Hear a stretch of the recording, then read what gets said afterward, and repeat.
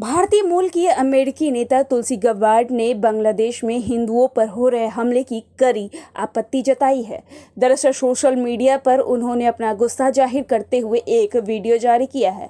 अमेरिकी संसद के निचले सदन में सांसद रही तुलसी गबार्ड ने कहा कि 1971 में बांग्लादेश में बंगाली हिंदुओं पर अत्याचार हो रहे हैं। तुलसी गबार्ड ने एक वीडियो ट्वीट करते हुए कहा कि पाकिस्तानी सेना ने 1971 में लाखों बंगाली हिंदुओं की हत्या की, बलात्कार किया और उन्हें घर से भगा दिया। इन सब के पीछे का कारण सिर्फ धर्म और नस्ल था। उन्होंने बांग्लादेश के धार्मिक अल्पसंख्यकों के खिलाफ हो रही हिंसा की भी कड़ी निंदा की। साथ ही उन्होंने कहा कि पूरी दुनिया को जिहादी कट्टरपंथी विचारधारा का सामना करने के लिए आगे आना होगा। अमेरिकी सेना ने मेजर रही तुलसी गबार्ड ने कहा कि बांग्लादेश में हिंदुओं पर अत्याचार की शुरुआत 50 साल पहले ही हो गई थी।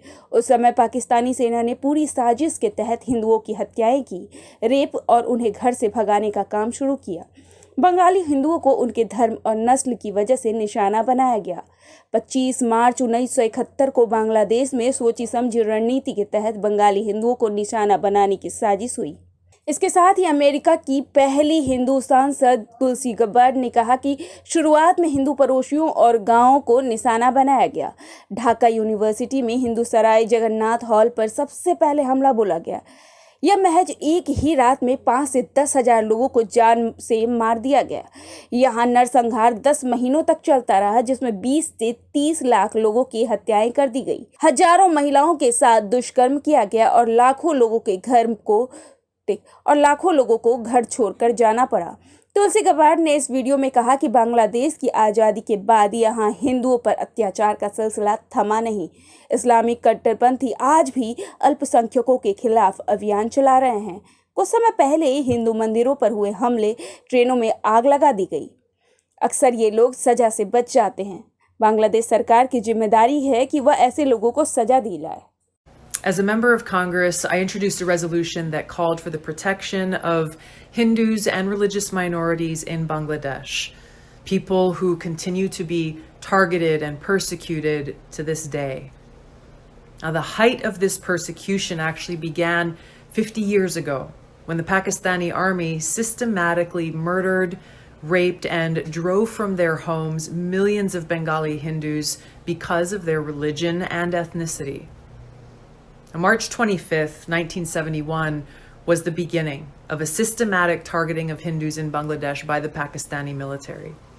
It began in Hindu neighborhoods and villages, first at Jagannath Hall, which was a Hindu dormitory in Dhaka University, where 5,000 to 10,000 people were killed on that first night alone. This genocidal campaign continued for 10 months, resulting in 2 to 3 million people killed, hundreds of thousands of women and girls raped, and more than 10 million forced to flee their homes.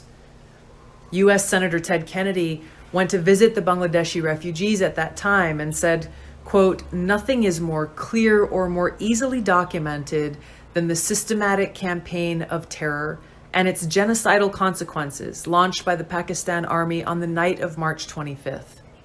Hardest hit have been members of the Hindu community who have been robbed of their lands and shops, systematically slaughtered, and in some places painted with yellow patches marked H."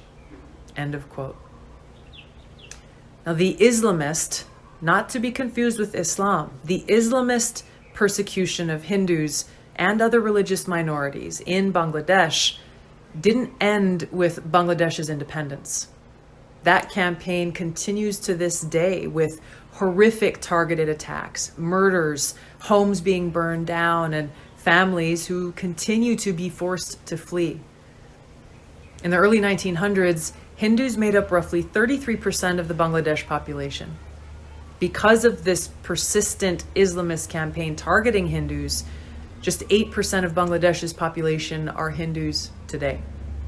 Just a few days ago, in Bangladesh, hundreds of hardline Islamist extremists attacked Hindu temples, destroyed a train, set fire to government buildings, the press club, and public buses, leaving dead and injured behind. Unfortunately, the Islamists' campaign of terror against Hindus, other religious minorities, secularists, atheists, and others in Bangladesh is not unique. It's been going on for centuries. And prior to US regime change wars in Iraq, Libya, and Syria, which either toppled or weakened secular authoritarian leaders who protected religious minorities from Islamist jihadists, there were 1.5 million Christians in Iraq and 2.2 million in Syria. Now there are an estimated 200,000 to 300,000 Christians in Iraq and 450,000 in Syria. Afghanistan was a very multi-religious country which included Hindus, Buddhists, Zoroastrians, and more prior to the Islamist takeover. Today, it is estimated there are around 1,000 Hindus who remain. Religious minorities make up less than 1% of Afghanistan's population. Until the leaders of the United States and the world condemn and commit to defeating the Islamist exclusivist ideology, an ideology which holds that all non-Muslims and many so-called quote-unquote heretical Muslims need to be wiped from the face of the earth, enslaved, or at the very least kept as second-class citizens without the right to own land, worship openly, etc., like in Pakistan, the jihadist campaign of terror will continue throughout the world.